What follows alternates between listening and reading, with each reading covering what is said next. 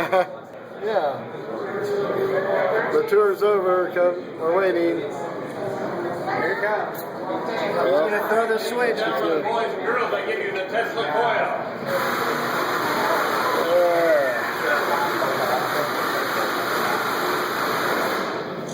Tesla coil was invented by scientists and contemporary Thomas Edison, lesser known somewhat by the name of Nikola Tesla.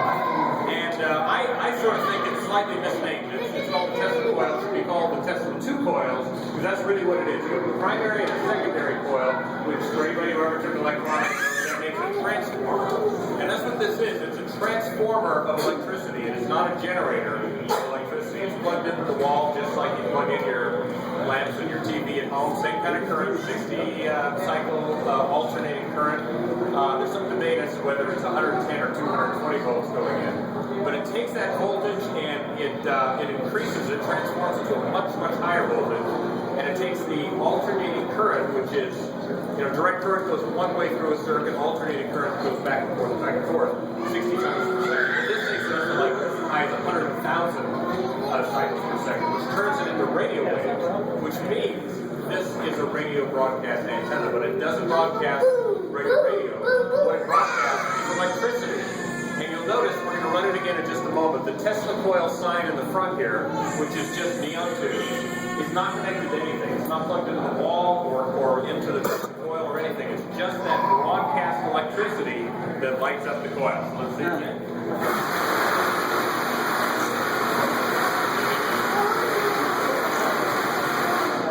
Alright, so Nikola Tesla was a man of Serbian descent from what we now call Croatia.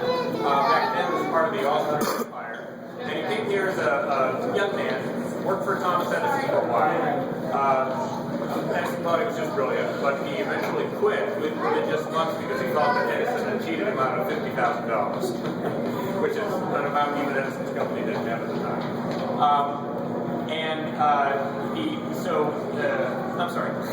So Tesla's idea was that we were going to use these to distribute electricity to all of us. You'd have a 200-foot high or so version of this in the middle of town, turn it on, and it would just send out electricity all over town, and all your light bulbs would just come on, and didn't have TVs yet, but any electrical appliance would come right on. So this was free electricity. Well, that didn't fly very well when people had the money, put money behind it. And George Westinghouse was one of the guys who financed Nikola Tesla. They liked the idea of charging money for electricity, so they eventually decided to send it through wires instead.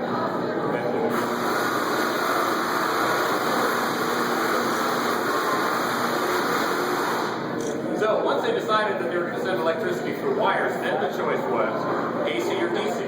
Alternating current goes back and forth, or direct current goes in one direction. Now Tesla was a big proponent of AC. He'd invented an AC motor and all kinds of applications.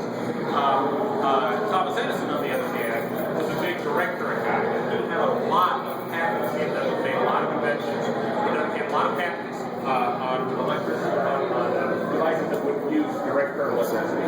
So he fought very hard for that. He tried to convince everybody that alternating current was extremely dangerous because you can get electrocuted. And you know what? He was right. In his day, even now, hundreds of people die every year from electrocution, from touching down power lines or freight cords or whatever. So you got to be careful. We all know this around electricity. And in his direct current systems, from the generator out to the lights all around the part of town he was electrifying, you could pretty much touch anything. You might get a jolt, but you certainly wouldn't die. So he was kind of right about that part of it.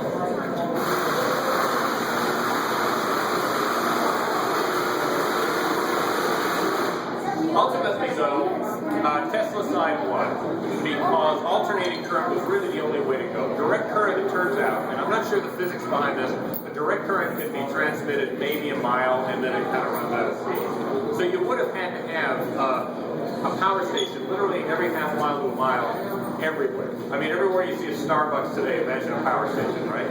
So if you wanted to use direct current electricity, alternating current seems to hold its power for great distances.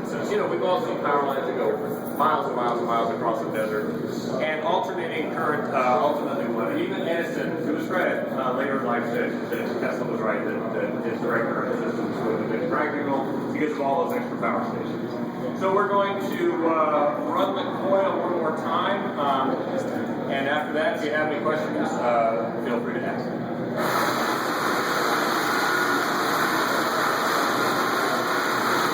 Oh, one more thing. You see this cage around the Tesla coil. In the old days, before the renovation, they didn't have that. They called that the Faraday cage, I guess after Michael Faraday. And it grounds the electricity coming out. Otherwise, we would have electricity. You can probably hold a light bulb out here, and it would actually light up when that thing is fired up. And the reason we had to put the coil, the cage around it is, people walk by with pacemakers, which could stuff, that sort of thing. But also, they found that the computer which runs the planetarium show, which I believe is right through that wall, was getting totally messed up by the electricity coming through the wall. So we decided to ground it, and now it doesn't come outside there. So, how about one last big go?